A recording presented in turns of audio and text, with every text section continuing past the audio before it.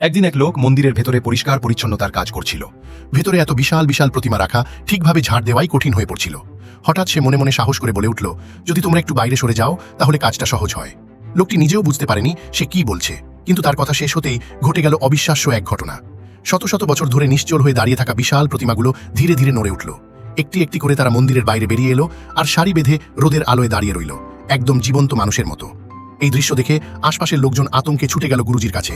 কেউ বলল মন্দিরে অলৌকিক কাণ্ড ঘটেছে, কেউ আবার বলল এটা নিশ্চয়ই বড় কোনো অশুভ সংকেত। আর এদিকে সেই লোকটি ভয়ে কাঁপতে লাগলো। তার মাথায় একটাই চিন্তা, যদি প্রতিমাগুলো আবার ভেতরে না যায় তাহলে সব দোষ আমার ঘাড়েই পড়বে। ভয়ে আর অপরাধ বোধে সে তখন দুই হাত জোর করে কাঁপা গলায় বলল, আমি অপরাধ করেছি, দয়া করে আপনারা আবার ভেতরে ফিরে যান।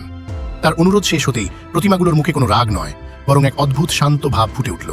ধীরে ধীরে তারা আবার সারি বেঁধে মন্দিরের ভেতরে ঢুকে গেল এবং যে যে জায়গায় আগে ছিল ঠিক সেখানেই গিয়ে স্থির হয়ে দাঁড়িয়ে রইল। সবকিছু আবার আগের মতো হয়ে গেল, কিন্তু যে এই ঘটনা দেখেছে তার মনে আজও সেই দিনের রহস্য অমলিন।